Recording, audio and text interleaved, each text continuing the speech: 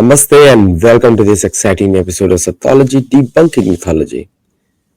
So today we are seeing the inauguration of the new president of United States, and we are also wondering किस direction में जाएगा deep state. तो पहली बात congratulation जो भी प्रेसिडेंट बन रहे हैं प्रेसिडेंट डोनाल्ड ट्रंप को और बाकी अमेरिकन को भी जिन्होंने उनके लिए वोट किया और उन अमेरिकन को भी जिन्होंने उनके लिए वोट नहीं किया, सबको कॉन्ग्रेचुलेशंस. तो सब लोग खुश होना चाहिए आज के समय में. भारतीयों को क्या होगा हमको पता नहीं. So let us we have a very special guest with us, Desh Kapoor ji. Welcome to the show. Thank you ji. Desh Kapoor जी, अभी क्या दिख रहा है आपको, क्या होने वाला है? सब हंस रहे हैं. मुझे तो जाने से डर लग रहा था, मैं गया नहीं जाना चाहिए था, इंटरेस्टिंग होगा. क्योंकि सी देखो, मुझे नहीं लगता कि मतलब हो ही सकता है, बट आई थिंक उनका प्लान इसके आगे का है.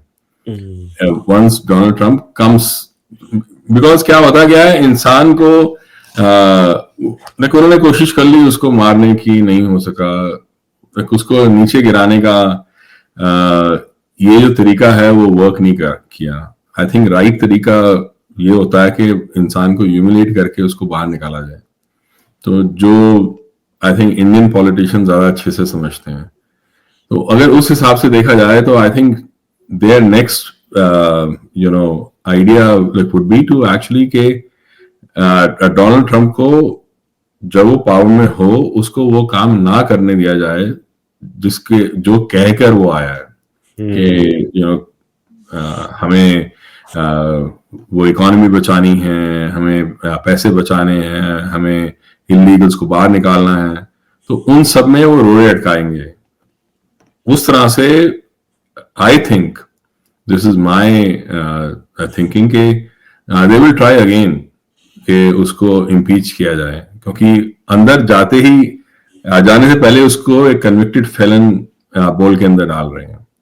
ऑलरेडी वो सब हो गया है, पर उसको इम्पीच करने की कोशिश करेंगे क्योंकि ऑलरेडी उन्होंने ये दिखाया है अपना पैंतरा के they have tried to actually buy some of the people in the house from Republican side.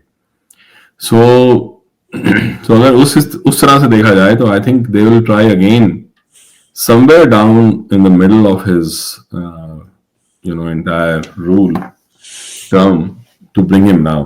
Although that will make sense because तब तक they can make enough of a negative publicity कि भाई इसने ये भी नहीं किया, इसने illegals को नहीं निकाला बाहर, इकोनॉमी का बहुत बुरा हाल है.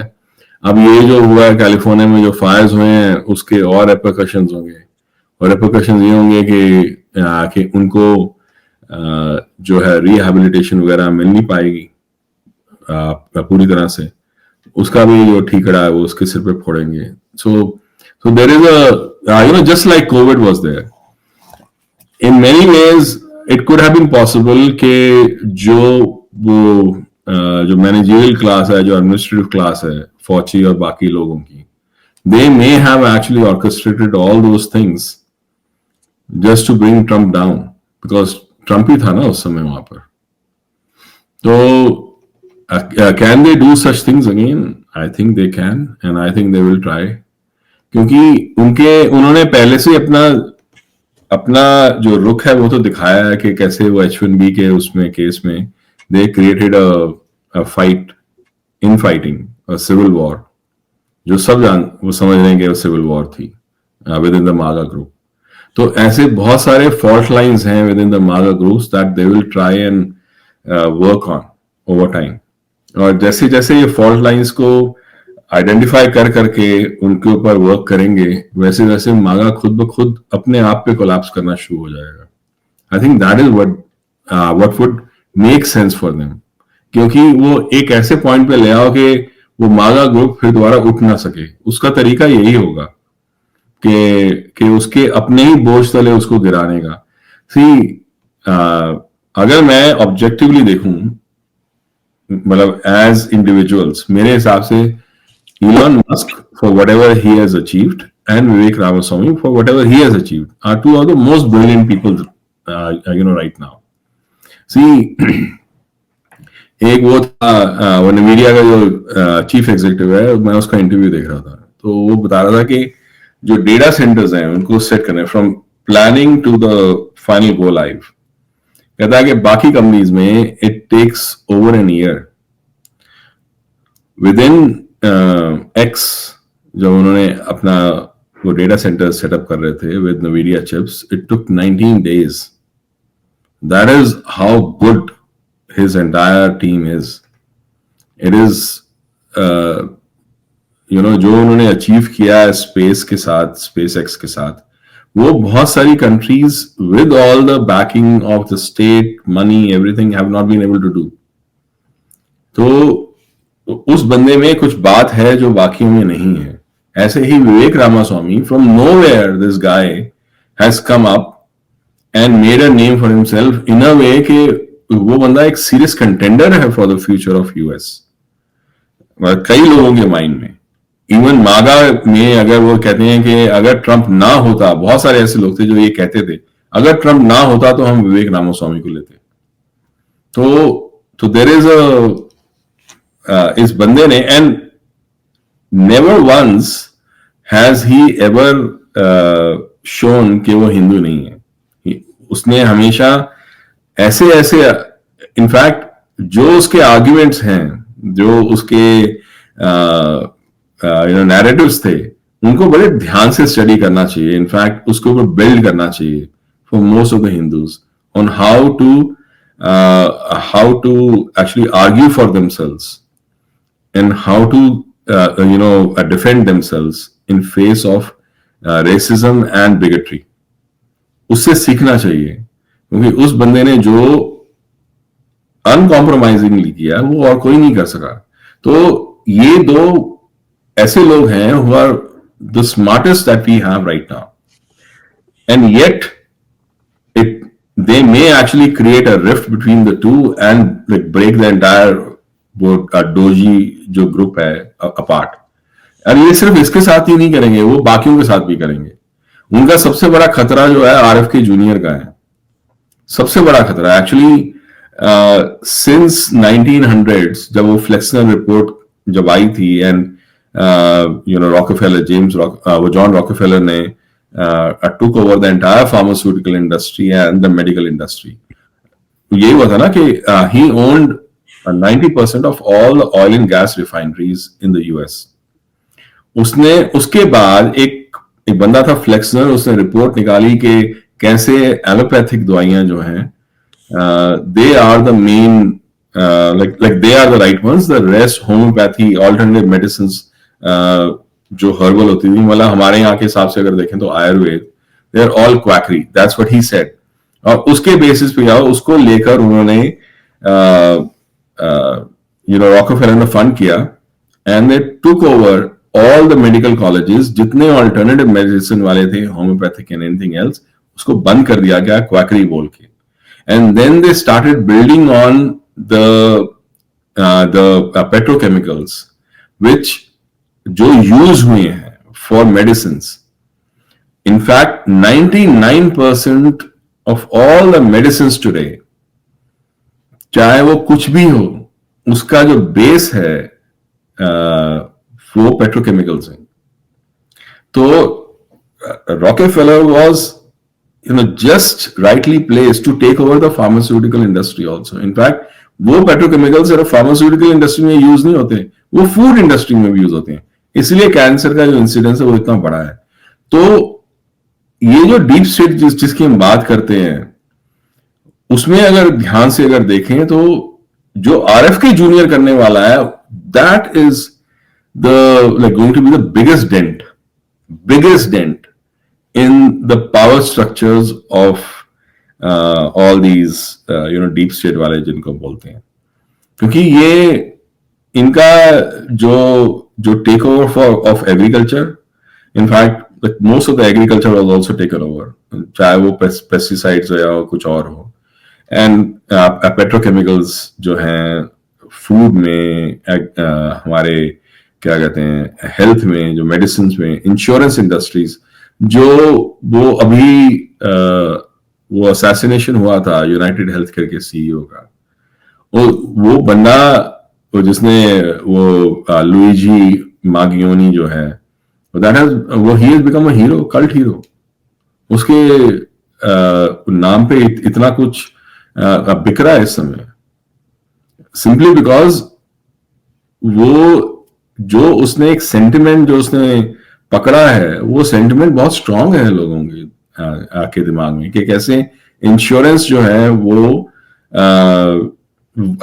डिनाई करती है सब कुछ, सबको, you know, funding and you no insurance itself for medical treatment. तो एक टाइम था 1870 से लेके 1900 के आसपास, यू नो अर्ली 1900s, जब like that entire era is known as a gilded age of America।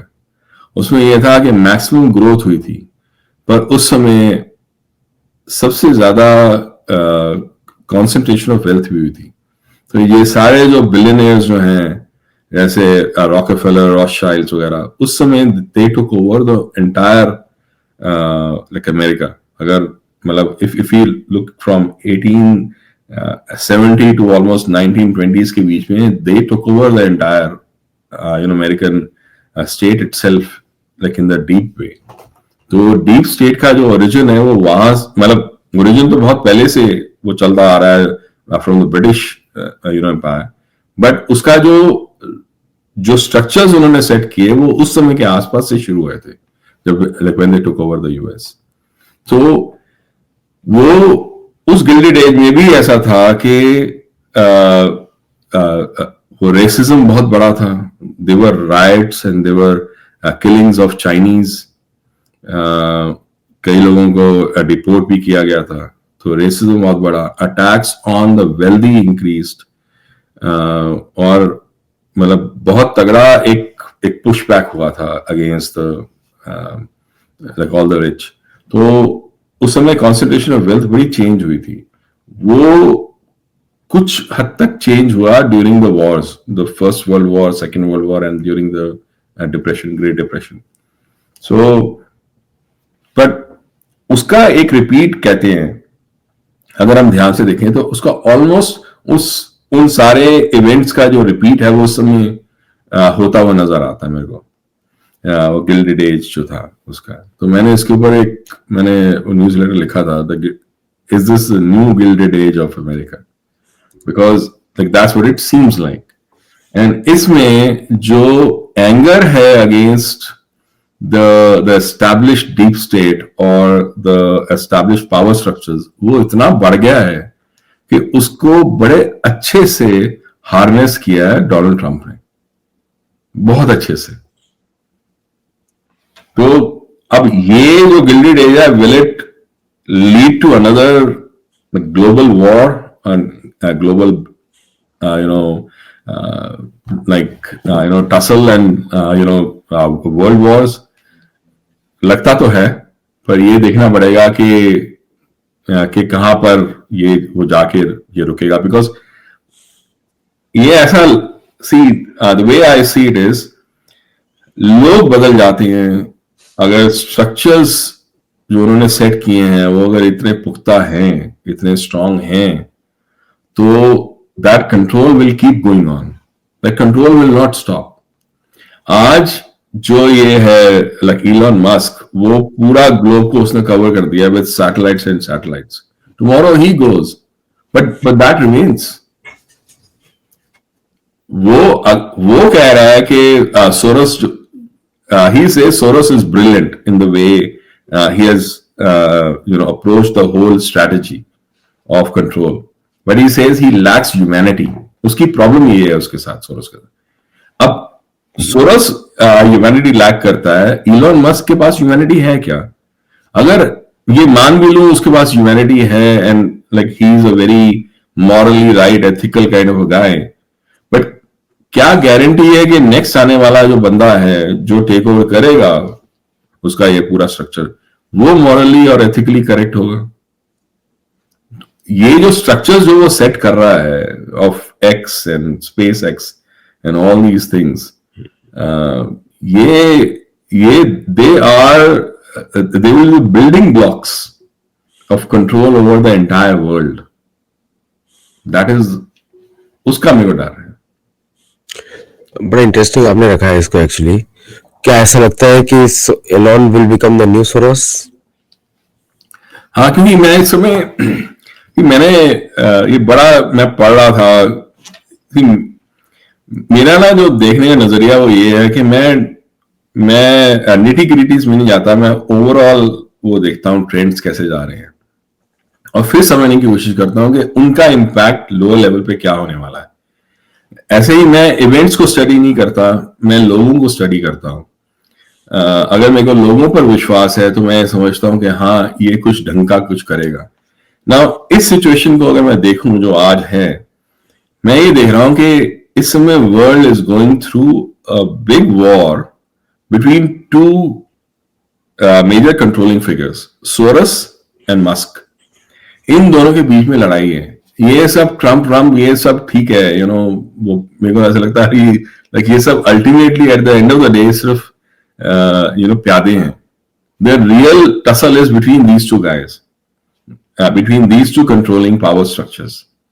अब जो एग्जिस्टिंग पावर स्ट्रक्चर्स हैं, सी अगर हमने उस दिन बात की थी, ये बार हमने जब पिछली बार बात की थी, पिछली से पिछली बार, तो हमने कहा था वो कंट्रोलिंग जो स्ट्रक्चर्स जो हैं ऑफ हमारे ये जो डीप स्टेट जिन्हें हम बोल रहे हैं, तो वो डीप स्टेट जो है उसमें अगर हम देखें कि कौन कौन है, तो हमने ये बात की थी कि पहले तो एक हायर लेवल जो पहले के जो स्ट्रक्चर्स थे, जो पहले के जो लोग थे, वो काउंसिल ऑफ 31 और वो सब हमने बात की थी, राइट.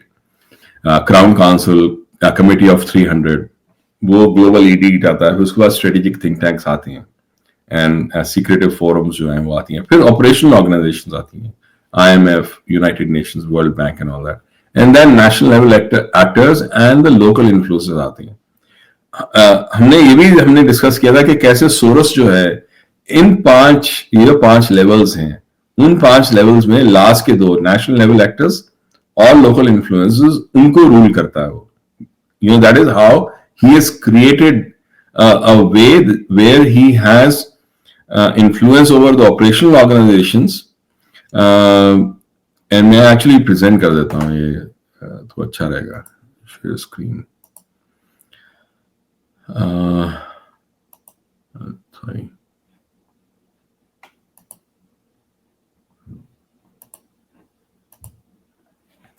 आप देख पा रहे हैं मेरा स्क्रीन, राइट? दिखाई दे रहा है? यस. तो अगर हम ये देखें, ये पावर, ये 5 लेवल हैं, global elite, tier 2, tier 3, tier 4 and tier 5, right. अगर हम सोर्स को देखें, उसने स्टार्ट यहां से किया इस लेवल पे, जब उसने he has made inroads into bureaucracy, the intelligence agencies, media conglomerates, और उसने कंट्रोल की universities, NGOs and grass root organisations. और इसके through he has been able to have significant influence over United Nations, World Bank, IMF and WEF. Now वो नीचे से ऊपर जाने की कोशिश कर रहा है, ये ग्लोबल एलीट जो है, रॉथशाइल्ड, रॉकफेलर्स. अब ये रॉथशाइल्ड, रॉकफेलर्स आपस में इनका टसल चलता रहता है, राइट. पता नहीं कितने लोगों ने वो एनेक लूकस का इंटरव्यू देखा है, वो PBD जो पॉडकास्ट है, उसमें and she has written a book also about that. उसको she was being used and trained as a sex slave since age of 9. और वो बंदी जो है वो बता रही थी कि कैसे डेविड रॉकफेलर उसको कंट्रोल करता था, वो उसको ग्रूम कर रहा था. तो ग्रूमिंग जो हम बात करते हैं, ग्रूमिंग गैंग्स, वो उसको ग्रूम कर रहा था और वो ग्रूम करके यूज किया करता था on other these billionaires, these deep state actors. वो एक्चुअली उसने रॉथशाइल्ड्स के पास उसको भेजा था during one of the Bilderberg जो कॉन्फ्रेंस हुई थी 1970s में. तो उसने, आई थिंक 1972 की बात है, उसने वहां उसको भेजा था ये जानने के लिए कि वो रॉथशाइल्ड जो है उसकी वीकनेसेस और उसकी सीक्रेट्स क्या है, कि किस किस बात पे वो फिसलता है, कैसे उसको कंट्रोल किया जा सकता है. She was also sent to Pierre Trudeau, जो जस्टिन ट्रूडो का बाप है. तो उसने कहा कि were you successful with him. उसने बंदे ने पूछा उससे, तो उसने कहा कि I was not able to make him happy, and the reason was because he had this urge to kill the person with whom he was you know like having that engagement, और वो kill नहीं कर पाया था उसको. ये पियर Trudeau था, right.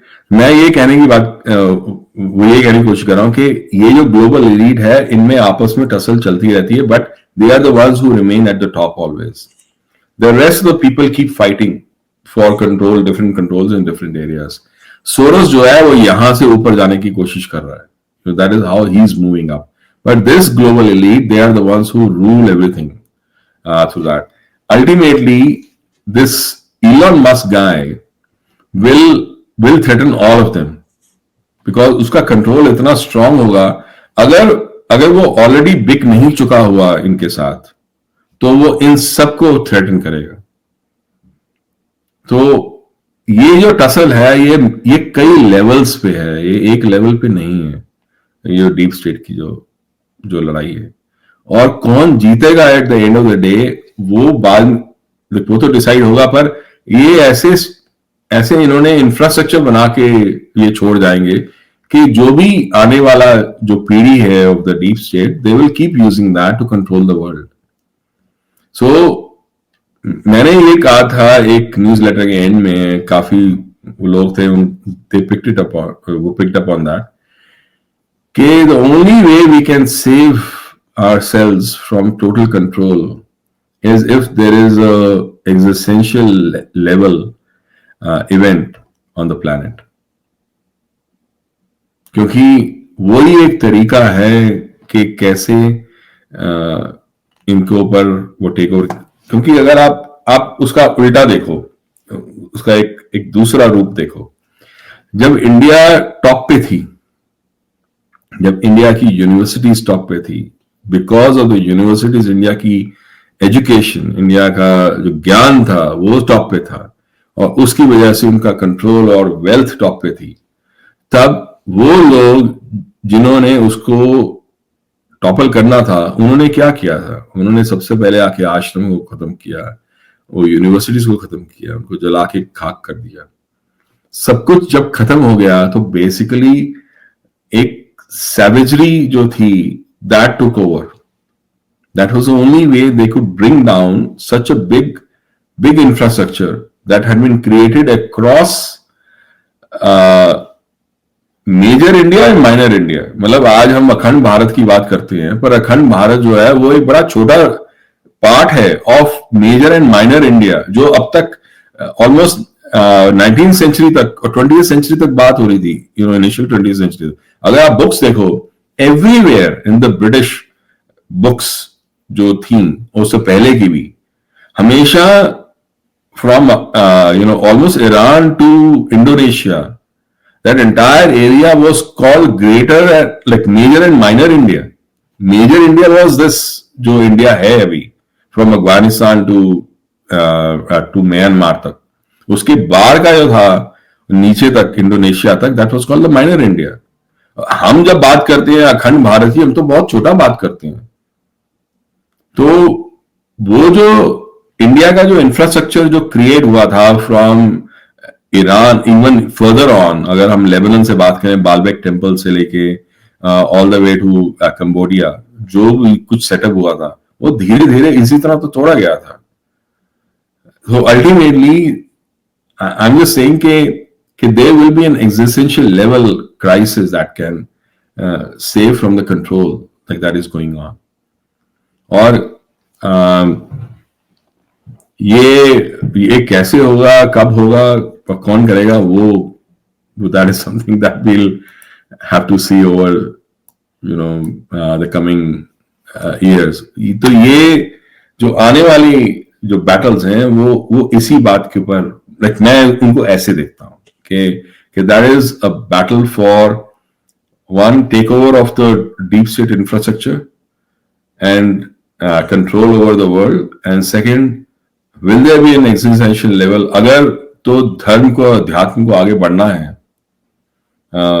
अगर आने वाले टाइम में जो स्टार्स हैं वो अलाइन हो रहे हैं उस तरह से, तो कुछ बहुत बड़ा घटेगा, तभी ये कंट्रोल खत्म होगा. एक्चुअली क्या है कि यू सेड हर सिचुएशन को बदलने के लिए war was there, everything for everything. तो फर्स्ट टर्म में नो वॉर, तो क्या सेकंड टर्म में ऑल वॉर? सी वो बड़ा इंटरेस्टिंग है. हाँ, तो ये जो ग्रीनलैंड और कनाडा की बात कर रहा था, मैंने लिख रहा था अबाउट एआई एक न्यूज़लेटर में. तो मैं उसमें वो स्टडी कर रहा था, जब एआई का मैं क्या लिखूं, किस तरह से अप्रोच करूं. तो एक एरिक स्मिथ का एक वीडियो था जो मेरे को, वो गूगल का जो एक्स सीईओ था, तो उसका आया. तो उसने बोला एआई जो है उसके अंदर, ठीक है, एक मेजर पार्ट जो उसने बोला वो ये था, कहता है कि उसका जो क्रिटिकल कंपोनेंट है वो है रिसोर्सेज, तो water resources and the energy resources. क्योंकि the energy required to run a data center of with the new NVIDIA chips is almost as much as like required by a small country for their entire energy use. तो मेरी argument, मेरा last का जो था वो ये था point, कि अगर इंडिया को एक एआई मॉडल और एआई इंफ्रास्ट्रक्चर क्रिएट करना है, इट इज वेरी पॉसिबल कि वो जो एंटायर डेटा सेंटर जो क्रिएट होगा फॉर एंटायर इंडिया का, वो एआई का वो सेटअप करने के लिए, that will use as much or more energy than India uses currently combined. Water resources are also that much, very, very high. So, Eric Schmidt ने बोला था, it would make sense for us to very closely partner with Canada. I took it, मैंने उसको ऐसे देखा कि, लेकिन उस समय मेरे दिमाग में ये खटका, ये बात, जब उसने बोला कि क्या ये कनाडा इतना क्लोज काम करने के लिए ये बोल रहा जो है, ये like is it more than just partnership और समथिंग एल्स. एंड ये डोनाल्ड ट्रम्प जब बात कर रहा था ना about Canada and about Greenland, कि इसको टेक ओवर करना है, हमने ये करना है, वो करना है, तो सारे लोग पता नहीं, ये तो वो ऑलमोस्ट मिमिकिंग परमात्मा, भगवान. हाँ, वो हेजेमोनिक वो बातें कर रहा है. वो हेजेमोनिक बातें नहीं कर रहा था. He is a very rationalist guy in his, तभी तो बिजनेस रन करता है वो है बड़ा रियलिस्ट वो बंदा. वो चाहे जोकर लगे, मतलब he has that, he creates that mad man syndrome, कि मैं जाके पागल वाली बातें करूंगा, बंदे को हिला दूंगा, फिर मैं उसके साथ नेगोशिएट करूंगा, तब तक वो वैसे ही उसको समझ नहीं आएगा वो खड़ा कहाँ हुआ है, और मैं अपनी डील लेके चलता बनूंगा. उसकी स्ट्रेटेजी है. तो वो पागल बनने वाली जो वो बातें कई बार लगती हैं, पर वो है नहीं. क्योंकि क्या है कि मैं जुलाई 22 से बोल रहा हूं, 2022 से, कि यूक्रेन की लड़ाई कभी यूक्रेन के लिए थी ही नहीं, वो आर्कटिक सर्कल के लिए थी. क्योंकि Arctic Circle is where the future of the world lies. 30% of oil and gas, over like $1 trillion of rare earth like metals and minerals. Like Russia ने इतना पूरा आर्कटिक सर्कल अगर उसका देखे वहां पर, उसके पूरी वो रिम देखो आप, वो उन्होंने बेसिस सेटअप कर रखे हैं, missile and naval bases and all that, the whole thing they have taken over. उनका एक वो छोटी सी बेस है इन कलिनिनग्राड, वो that is just next to, like अगर देखो ना आप वो मैप देखो तो आपको पता लगेगा वो डेनमार्क के पास है, डेनमार्क और Norway, like away from Russia. It is not even connected to Russia. उन्होंने सबमरीन्स भेजी अपनी in the Atlantic Ocean through the Norwegian Sea, वहां से आर्कटिक सर्कल से. उनको सबसे बड़ा डर इसी बात का तो है, तभी तो Scotland is so important. Scotland अगर आप देखो रिसेंटली उनको उनकी पूरी गवर्नमेंट को, रजीम को चेंज किया गया है, और रजीम को चेंज करना उन्होंने कहा है ये एक नेटो के लेवल की एक सिक्योरिटी थ्रेट थी, क्योंकि जो दूसरी रेजिम थी, because they want to control Scotland, because Scotland is actually at the mouth of वो नॉर्वेजियन सी और वो अटलांटिक ओशन का जो एंट्री है वहां पर, और ग्रीनलैंड उसके ऊपर है, और यहां पर कनाडा है. And so controlling Greenland which is totally with in the Arctic circle, and controlling Canada which is so इतना वो heavily into the Arctic Circle is very important for NATO to actually fight Russia, because Russia owns almost 55% of the entire Arctic Circle. और आगे का जो supply chain है वो उसके through होगा, not through the the Indian Ocean and the Atlantic Ocean, क्योंकि that is the best way. और वो उनके पास ऑलरेडी 40 आइस ब्रेकर्स हैं, आइस ब्रेकर शिप्स. इनके पास अगर पूरे मिला लें ना, नॉर्वे पूरी नॉर्डिक कंट्रीज, यूएस वगैरह सब मिलाकर भी इनके पास 10 से ज्यादा नहीं है. तो इनकी वो मुझे तब समझ आया जब एक्चुअली कनाडा के बारे में बात करता हुआ उसने बोला कि आइस ब्रेकर में तो हम ही इनको देते हैं. वो आइस ब्रेकर के बारे में बात क्यों करेगा जब कनाडा के बारे में बात कर रहा है? Because Arctic Circle is in back of his mind. And so इतनी उसने बेवकूफी वाली बात नहीं की, because they may have been looking at that. कोई ना कोई पीछे से देख रहा था कि हमें ये काम करना है. He may actually make that happen. इसलिए मैं कह रहा हूं कि नेक्स्ट वॉर जो है वो 3-4 एरियाज हैं जहां पर which can become the genesis of this world war. Like one is obviously in Asia, ये जो ताइवान है, because Taiwan is central to the control of chips, AI, क्योंकि Taiwan has already reached 2 nanometers. Like US है अभी fight मार रहा 4 के लिए. चाइना जो है वो 7 के आसपास है, 7-9. इंडिया जो है 20s पे है. तो जितनी ज्यादा फाइन की चिप्स होंगी उतना ज्यादा उनका कंट्रोल होगा over AI and all the warfare जो एमिनिशंस है. वो बना नहीं पाएंगे अपना. अगर ये चिप्स अगर चली गई तो चाइना और यूएस जो है अपने फाइटर जेट्स नहीं बना सकते. So there is so that will be one area which is very very important. The second area is obviously the Middle East. Third area is actually the Arctic Circle, like in my view, where the real fight can, because आप ध्यान से देखना map Arctic circle का, आपको realise होगा अगर कलिनिंग्राड को ले रहे, क्योंकि अभी पीछे 6 महीने, इनफैक्ट 4-5 महीने पहले जर्मनी का एक सीक्रेट डॉक्यूमेंट निकाला गया, वो किसी ने निकाला था, और उसमें था, उसने पूरा लिखा था कि कब कब वर्ल्ड वॉर शुरू हो सकती है, कैसे कैसे रशिया अटैक कर सकता है नेटो पे. तो उसने कहा, उस डॉक्यूमेंट में था कि Russia will attack NATO from Kaliningrad, and उसके 2 हफ्ते बाद actually Putin went to Kaliningrad. It was very interesting. And ये जो कलिनिंग्राड है, यहां से अगर मिसाइल फेंका जाए, that can hit Canada, US, like UK, Nordic countries within a matter of minutes, क्योंकि वो डिस्टेंस बहुत छोटा हो जाता है वहां से. You understand? मतलब, और अगर हम वो ओरेशनिक जो उन्होंने जो मिसाइल बनाया, अगर हम वो ले लें, तो then everybody is at risk, right?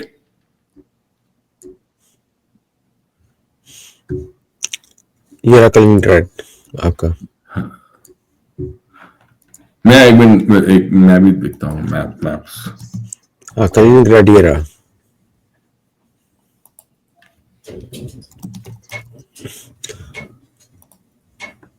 तो ग्रीनलैंड का इतना बड़ा सा लैंड दिख रहा है, बट इतना बड़ा है नहीं वो. Correct. It's much smaller territory than what they are showing right now. मैं दिखाता हूँ, मैं प्रेजेंट करता हूँ.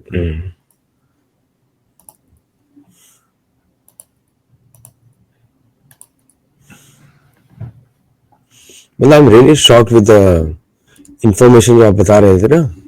I was really shocked with the information कि यहाँ है कलिनिंग्राड, ये है कलिनिंग्राड, It is not even linked to Russia. Like you see what I'm saying? But this is Russia. This is Russia. It is not even linked to Russia, but it is here. और यहाँ पर like it is right next to everything.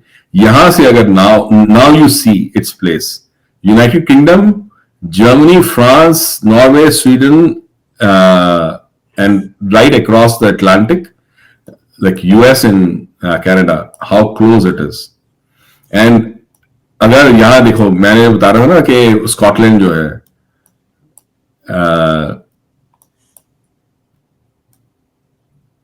ये जो Scotland है, यहाँ पर उनके वो हैं नेवल बेसिस हैं जहां पर वो यूएस भी के शिप्स भी आगे डॉक किए हैं और उसके यूके के भी हैं.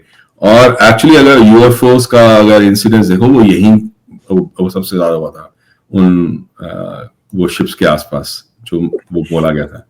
और तो अगर अब देखो इस मैप को, यहां पर अगर स्कॉटलैंड है, it is right on the mouth of where Norwegian Sea, which is where, so this is Russia, where it actually like gets into the Atlantic. It's right here on the face. And now you look at like Greenland. That is how they can control like Russia from here. And if you really look at the Arctic Circle, then you will see कि कैसे Canada का जो main part है, and Greenland completely is part of the Arctic Circle, which is controlled by Russia mostly. So, अब उन्होंने क्या किया हुआ, साइबेरिया से they have made trips to China, right, through Bering Strait, यहाँ पर Bering Sea, यहाँ पर लेके आए हैं ships, all 12 months of the year using icebreakers. So this has become a major issue. Icebreakers, वो यूएस का अगर देखें, यूएस के पास कितने हैं, नॉर्वे के पास कितने हैं, स्वीडन के पास कितने हैं, और कनाडा के पास कितने हैं, ग्रीनलैंड, आप देखोगे it can't be more than 10 or 12. While Russia has 40 and it is increasing every day.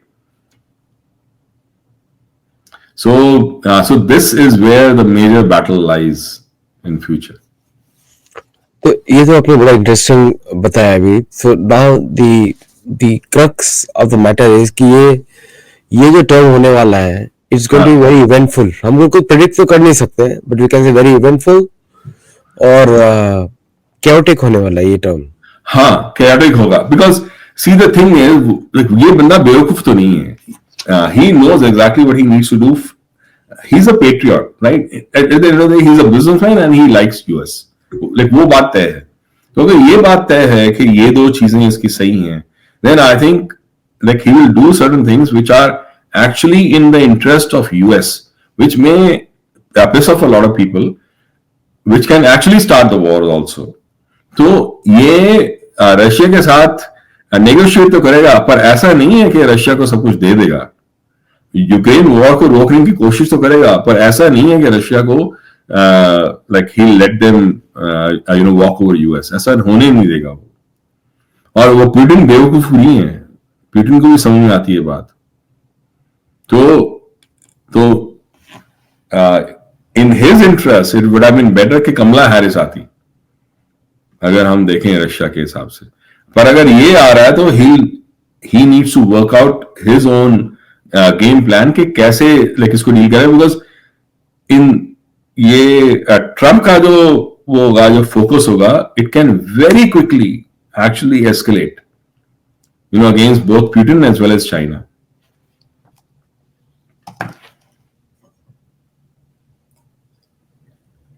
देश को बोलिए, इन क्लोजिंग लाइंस हम लोग क्या बोल सकते हैं क्लोजिंग लाइंस में कि लाइक काफी लोगों ने अच्छा प्रेडिक्ट किया हुआ है, and people have predicted chaos with in United states. या एस्ट्रोलॉजर से भी बड़ा भयंकर किया हुआ है, सभी एस्ट्रोलॉजर्स 99 से. एंड तो हमारे चैनल पे भी डॉक्टर अंकित शाह सबने बड़ा एक्यूरेटली प्रेडिक्ट किया हुआ है what is going to happen and is working as per script. तो जो न्यू कमांडर इन चीफ और जो भी president Trump, is he going to be playing with these people or he's going to opposing these people or he's going to make things faster? He's going to oppose the current deep state, क्योंकि उसको डिसमैंडल करना ही उसका एक redemption है। अगर उसने उनको dismantle नहीं किया तो वो 4 साल के बाद बचेगा नहीं। He will be humiliated beyond measure. तो क्योंकि अगर हम देखें वो जिमी कार्टर का जो फ्यूनरल था, वहां पर सारे प्रेसिडेंट्स ने कैसे उसके साथ हैंडल किया, कैसे उसके साथ इंटरेक्ट किया, अगर वो देखें तो समझ आता है कि they are not immune to humiliating him. वो ह्यूमिलेशन बाद में और ज्यादा होगी, तो उसको जब तक वो खत्म नहीं कर देता इनको, देख उसके पास कोई और वो रास्ता होगा नहीं। well, this is almost like I won't say it in that sense, but almost suicidal, like after like almost like a sentence for him, beyond his 4 years. तो अगर उसके हिसाब से देखो तो ये कोशिश करेगा उनको तोड़ने की, तो उसकी वजह से यूएस में क्योस तो बहुत होगा, क्योस कम नहीं होगा। पर क्या पूरी इकोनॉमी खत्म हो जाएगी, पूरी बर्बाद हो जाएगी, ये मैं पूरी तरह से नहीं कह सकता, because strength of US even today is too much. इसको पूरी तरह से खत्म करना, पूरी तरह से नीचे गिराना इतना आसान नहीं हो, बिकॉज अगर हम देखें यूके जो था वर्ल्ड वॉर 2 से पहले और यूके जो आज है, उसमें जमीन आसमान का फर्क है in terms of their wealth, there powers and all those things. पर क्या अभी भी यूके पूरी तरह से बर्बाद हो चुका है? लाइक अभी नहीं हुआ, कुछ सालों में, शायद 20-25 सालों में पूरी तरह से बर्बाद हो जाएगा। तो मैं ये कह रहा हूं कि इसको यहां से यहां तक आने में टाइम लगेगा। मतलब यूके अभी भी एक कोवेटेड प्लेस है कई लोगों के लिए, इसलिए राइट, बहुत सारे लोगों के लिए है। मेरे कुछ दोस्त है वहां पे, बोलते यूके का नाम जपते ही रहते हो। तो हाँ, तो मैं ये कह रहा हूँ कि वहां से जहां वो मेरी बात हो रही थी, मैं और Archana, my wife, we were like discussing, तो मेरे को किसी ने क्वेश्चन पूछा था कि भाई वो आपके तो अटलांटा में तो बर्फ गिरी है और आप वहाँ एलए में फायर्स हो रही हैं, तो भाई देखो मतलब कितना बुरा हाल है। और अटलांटा में स्नो होने का मतलब ये है कि पूरी सिटी बंद हो जाती है, यहाँ तो चलता ही नहीं है, तो देखो कितना वो हो रहा है। मैंने कहा हमें फर्क ही नहीं पड़ता कि एलए में क्या हो रहा है, ये ऐसे है जैसे दिल्ली में बर्फ गिर रही है और दुबई में आग लगी हुई है। Exactly. दुबई से दिल्ली डिस्टेंस एलए कहाँ से है? एग्जैक्टली, उनको बोलो कि भाई 4.5 घंटे का फ्लाइट होता है। हाँ, 5 घंटे का फ्लाइट था जब मैं आया था आपके पास। राइट, तो अब कैसे कोई समझाए कि कितना बड़ा है यूएस। अब यहाँ क्या पूरा मिड वेस्ट, उसकी पूरी इंडस्ट्री खत्म हो गई, पर हमें कहीं वो पता चला क्या? नहीं पता लगा, तो दोनों को उसमें नहीं पता चला, उसकी पूरी इंडस्ट्री पूरी खत्म हो चुकी है। डिस्टेंस का आइडिया नहीं है, बस कुछ इट्स लाइक यूक्रेन में लड़ाई हो रही है, आप लोग बैठे हैं इंग्लैंड में। हाँ, वो नहीं समझ आता। तो मैं ये कह रहा हूँ कि there will be places which will be very deeply impacted, but there will be other places which will not be impacted. Some industries will be very badly impacted because मैंने देखा है, मैं यहाँ तक था जब .com बस्ट हुआ था, मैंने आज तक उतना बुरा हाल यहाँ नहीं देखा जो .com बस्ट में हुआ था। कितनी जॉब्स एकदम खत्म हो गई थी, सब कुछ नीचे गिर गया था, तब भी चीजें चलती रही। yes, there will be a lot of chaos, but will it be complete doom and this thing? ये मैं पूरी तरह से मैं इस पर विश्वास नहीं करता, मैं इतना बोलूंगा। हाँ, but there is a case के इस टाइम के 4 साल के अंदर there will be a very strong push to take Donald Trump out. चलिए यहीं पे रोकते हैं, thank you all very much. और हम तो चलते रहेंगे इस पर, discussion will go on, so do let us know your feedback. और I think we have covered a lot on Donald Trump in last few months, और अभी हम लोग कुंभ मेला के मोड में जाने वाले हैं फुल फ्लेज्ड। मैं भी जा रहा हूँ कुंभ मेले में। हम सभी लोग कुंभ मेला में मिलेंगे, बिछड़ेंगे नहीं, मिलेंगे।